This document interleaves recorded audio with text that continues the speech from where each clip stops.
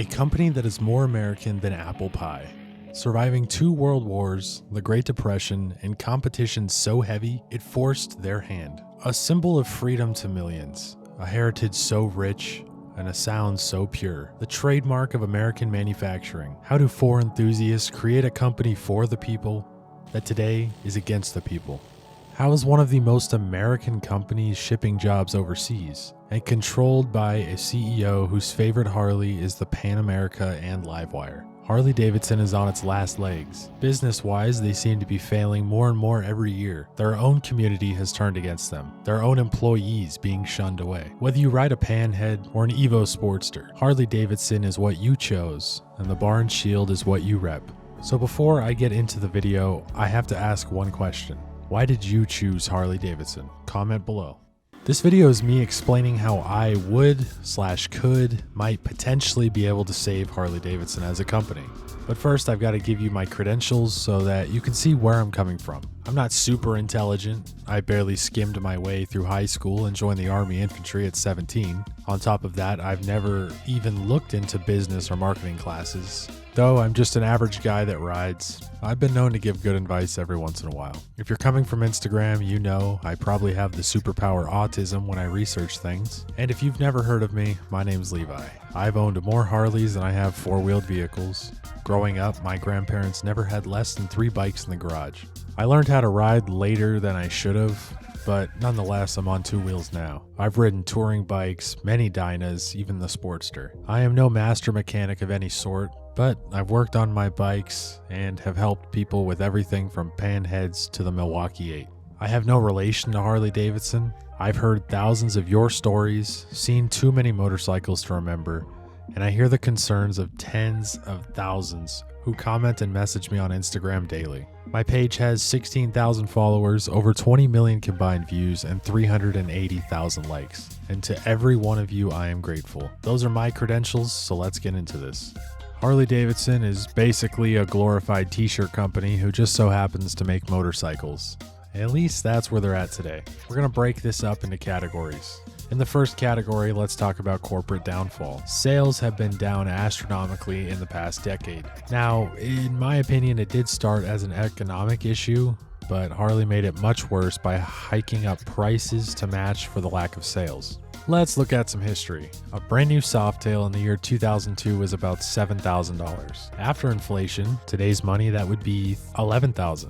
The 2024 Softail is selling for around $15,000 to $18,000. Harley has cut prices before. Why couldn't they do it again? The MSRP for a 1993 Softail was $12,000. Today's money, that's $32,000. That is insane. This hurts their reputation, but they don't seem to learn from that. Instead, keep pushing in that direction, but even further. Now, it's no surprise that Harley has been using parts from other countries. I mean, look at this FXDX front end for an example. It's made by Showa, which is a Japanese company. Now, before I get called racist, I know the Japanese can build fine machines, and Showa front ends are sought after on any motorcycle. Harley should not be stating that these bikes are from the all-American brand. About 26 to 30% of your Harley after 1998 is foreign. Now, for the average enthusiast, it's not a huge deal, but what the company is pushing for now is that frames and drivetrains be manufactured in countries like Taiwan and India.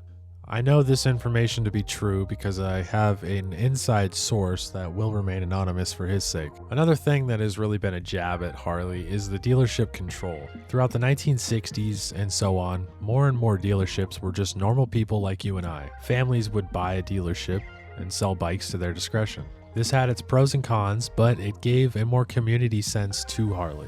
Though there are still some out there today, corporate has cracked down on making the dealerships exactly how they want.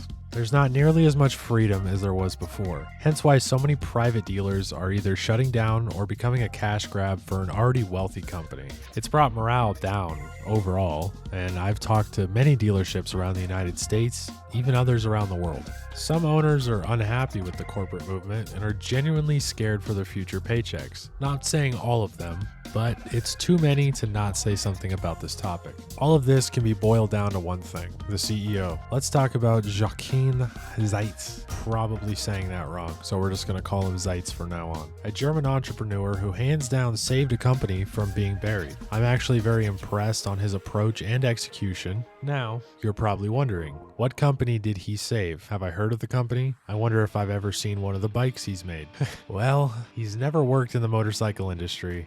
At least not from a corporate perspective. The company he saved was Puma, a shoe company, and they also make pants, Puma pants. Harley Davidson is not just a shoe company. This should have been a red flag. Harley Davidson is a company of heart, a company of legacy. Now again, I'm not racist. If Zeitz had as much soul in the company as you or I, it'd be a different story. I don't care if the CEO was Japanese or Canadian, as long as there is some sentiment an emotional stake in the company. Look at Willie G, for example, a man who saved Harley once before, a man who had heritage in mind, a man who saw a problem and fixed it, but was still willing to experiment. He viewed Harley Davidson as his own child. As a very extreme analogy here, it would be no different than this. You work every day, busting a hump to get your first paycheck, or naturally being thrown into an established family and having the same paycheck handed to you. It's a sense of work ethic and pride. Now, we will circle back to this point later, but let's take a good look at some consumerism and production points. But hey, real quick, this video is sponsored by me.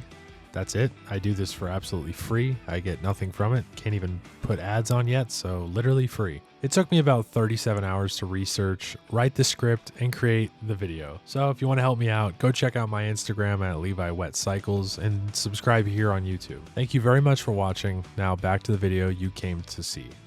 This is part 2. Variety and affordability. Do you know what the best-selling Harley of all time is? Do you know what the most popular first Harley Davidson is? Do you know what the cheapest mainline Harley is? Guess what model got killed off about 3 years ago?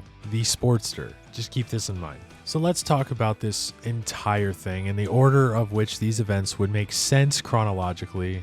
I'm not a businessman. I'm also uneducated, but this would make sense to me. First off, Harley Davidson has such a high reputation that they should really start a motorcycle mechanic school. Here in Phoenix, we have MMI. I'm not sure if they're all over the United States or not. A lot of people go here. Not just create a school, but make it to where they could get job placement within the company, whether it be in the assembly plants, engineering and design, or even within the dealership as a technician. Now, I know what you're thinking. Why would they hire a ton of people when they just laid off thousands of workers? Well, while the school is being worked out, reopen the plant in Kansas City. If you didn't know, the Kansas City plant was responsible for manufacturing all dual-shock bikes like the Dyna and FXR. That brings me to my next point. Choose one. Pretty sure it would be the FXR because of its superiority to the Dyna, but the Dyna was a lot cheaper to manufacture, so either or, I guess. Make it work with the fuel-injected Milwaukee 8 and the bare essentials. Besides that, no fancy add-ons unless it was an option from the dealership. Do the same thing with the Sportster. Bring back that Evo 1200 design and make it exactly how it was 4 years ago. This would work as such, in my opinion. The Kansas City plant would reopen, Harley would make a bunch of money from the school to aid in reopening, and they could use experienced technicians to oversee the plant and hire thousands of workers to build modernized FXRs and Sportsters. With Harley's current business practices in mind, it won't work. The current CEO, Zeitz, however you say it, not meaning to butcher it, is making Harley a luxury brand. Let me tell you, 90% of people cannot just afford a $30,000 motorcycle when there are objectively better options out there for cheaper. We're going to circle back to that here later. By cutting all the fancy equipment off bikes, just keeping fuel injection and ABS, analog gauges work great. Most people prefer them over the little screen on the newer bikes. Doing all this will still make the EPA happy with emissions, but statistically lower the price of a motorcycle by thousands of dollars. Now, why would people want the Sportster back? Well, it's the easiest to handle, the lightest Harley, that's mainline, cheapest one, and you would be getting so many people back into Harley Davidson, joining Harley for the first time. Future customers, keeping the old customers. The best part is realistically they could have a basic non-ABS Sportster 883 and 1200 selling for around $7,500 to $8,000 and still turn a marginal profit of like 11 to 13%. Now let's take a look at what Harley has done before. In the mid 90s, we had the Softail frame, touring frame, FXR, Sportster, and Dyna frames. Today, as of November 2024, we have the touring frame and the Softail frame. That's it. Many people, like myself, don't care for the look of a Softail, and the handling is a different beast rather than a DualShock rear of yesteryear. What has Harley done in the recent years to try to branch out? Let's see. First off, the live wire was a thing. This was an all-electric Harley Davidson thing that I made a video on a while back. It was a terrible business practice. Many investors put into the pot, with Harley funding nearly $110 million to the project. In total, there was just under $300 million put into the Livewire program. Today we announced that we are taking Livewire public by merging the business with the AEA Bridges and listing on the New York Stock Exchange. Most recently, the Q3 numbers for 2024 show the Livewire company taking a net loss of $22.7 million. Keep in mind, this is one of the CEO's favorite Harleys, according to multiple sources. But they're determined to make electric work. Now, the Pan America. This is an example of the company branching out and making a good product.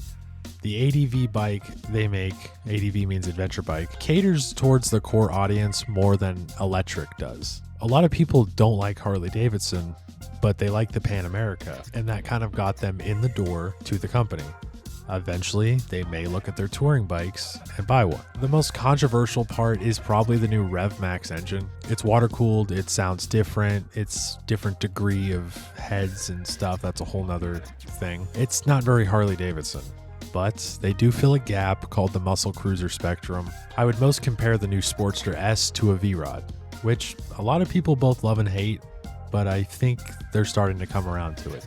I'm no business expert like the higher ups, but I have a little bit of common sense. Now, an idea that Harley has done before that I think would work very well with the proposals I mentioned above. Remember the Rushmore bikes? They were touring bikes that came out around 2014, I believe, that had all the features common riders like you and me wanted, but from the factory. If I was Harley, I would put out a feedback website and gather every single bit of information on models, frames, features, and get a little bit of a range of pricing that's both competitive and realistic. You want to talk about pricing? The 2024 CVO Road Glide ST is expensive. How expensive, you may ask? About $43,000. This is before taxes and fees. That is absurd. I, on the other hand, have a new idea for all CVO bikes, which, if you don't know, stands for Custom Vehicle Operations. Every 5 years, Harley does an anniversary line. I had a 2008 Dyna previously, if y'all remember. I would revert the name CVO back to Screaming Eagle, how it was in the late 90s, and create a decently affordable anniversary-esque model.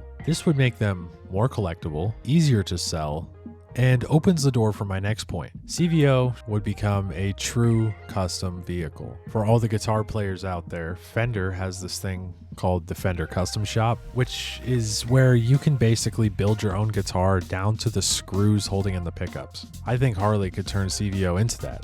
Pick the motor, the frame, the paint, everything down to the Loctite. These would be exuberantly priced bikes. Like, I would not be surprised to see an $80,000 to $120,000 bike with a 1 year wait time. But this would capture the trueness of the word custom. Custom is subjective. What's custom to a Harley engineer may not fit your bill. So you can fill out the spec sheet, get a quote, and push the go button. Lastly, for models, myself, as well as the community at large, would love to see a true heritage series. The most recent case was the Hydroglide Revival, which was a Softail frame, go figure, made to look like a 1956 panhead. Now, I will be honest, I think they did a decent job, and the price tag is a bit more reflective than that CVO ST we mentioned earlier. What would I define as a true heritage series? Well, I'm glad you asked. Maybe you didn't ask, but I'm going to tell you anyways. Imagine a line of bikes called the Forefront series. For those of you who don't know what the definition of that is, forefront is the position of greatest importance or prominence. If possible, which I'm sure they can, they should partner up with S&S. S&S is a huge Harley performance part manufacturer. They should create a modern bike with engines of the past. Now hear me out. there are many ways to fuel inject a shovel head reliably. I'm sure some engineer could develop an EFI setup for a panhead and knucklehead. This sounds crazy. All the people with big money could and would easily shell out $27,000 to $33,000 for a modernized, fuel-injected, anti-lock brake reproduction shovel head. Make limited runs of each model, like perhaps 36 knuckleheads, 48 panheads, and 66 shovel heads. If you know, you know. Keep the current business slogan, for example, call it the Shovelhead Revival or the Panhead Revival. Now, if you're asking about power and reliability, the engines from S&S are all 93-inch or 1550 cc's and reformed to be dependable. I'm sure all the educated people on top could make this happen. If it turns out to be a hit, they could do a limited run every 4 to 7 years.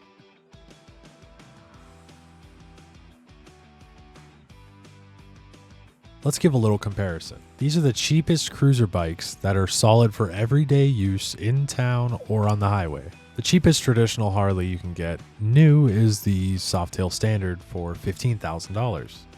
For Honda, it's the Shadow Aero at $7,900. In a lot of ways, you get less bike, but then again, that's like half the price. Kawasaki has the Vulcan 900, and Indian has the Scout 60 for just under $10,000, which is most comparable to like a Sportster, so it's not in the same realm, but we're just talking cheapest.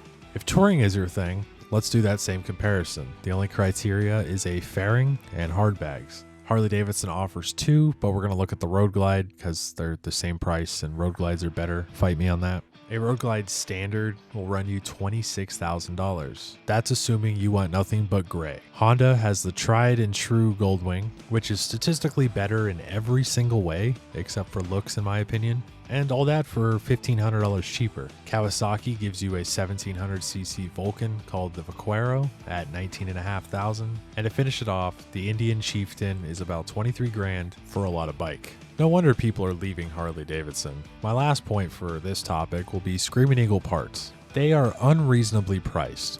I mean, not crazy stupid, but they have their limits with the EPA. The reason people are going aftermarket is because they can get 25 to 32% more product for only 10% more cost. Now, if they were to lower the cost of some engine parts, they would attract more customers and let them feel a bit more secure and content with less product. Same goes with all of these other parts. Like everything Harley Davidson sells, HD stands for $100 if you didn't know. This is just one case in the hundreds and thousands of parts Harley Davidson sells. Which is going to bring us to our last point today. As the CEO wanted, Harley has turned into a luxury brand, but take a look at who makes up America. Well, at this point, only the VIPs can afford one. And that is a reason we have the stereotype, old people ride Harley Davidson, because young people cannot afford one. This has proven to be a reason that many people are looking to Indian, or even the metric cruisers for that matter. Whether you agree with the politics that Harley has been introducing into the company or not, that's your decision. But in my opinion, it does not need to become a business practice. The great thing about free commerce and a capitalist nation is that you can choose to enforce these politics on your company, but you will reap the reaction of your customers. Whatever side you're on, Harley Davidson should not have jumped into the DEI spectrum. Again, I'm no brain surgeon. Even writing this script, I misspelled surgeon about 5 times. I know what the people want, because I am the people just as much as you are. I can guarantee you, without a shadow of a doubt, I have asked and spoken to more people on what they want from the company, more than the higher-ups at Harley has. After World War II, many of the veterans would come home and buy the cheap surplus Harleys because they found riding to be enjoyable. Now, who did the 4 original founders make Harley Davidson for? Riding is a way for us to get out in the wind, get away from work, and get away from the burdens in our lives. Whether you're living in the bottom 5% like me or the top 5%, whether you ride a $2,000 Honda or a $50,000 Harley Davidson, it's all about getting in the wind. 2 wheels is 2 wheels. If anybody from Harley does manage to see this, I hope they take something from it. And it's not just about Harley Davidson as a motorcycle company. Like I said before, they've made it through 2 world wars, the Great Depression, and so much in between. It would just be a little sad to see a company fall to bad management after all that it's accomplished. At the end of the day, I'm just a nerd who has a dyna that overanalyzes and gets the supertism for history. But if you've made it this far, thank you for watching. Comment down below what you think and leave a like on this video, and I will see you all in the next one. Thank you again, and goodbye.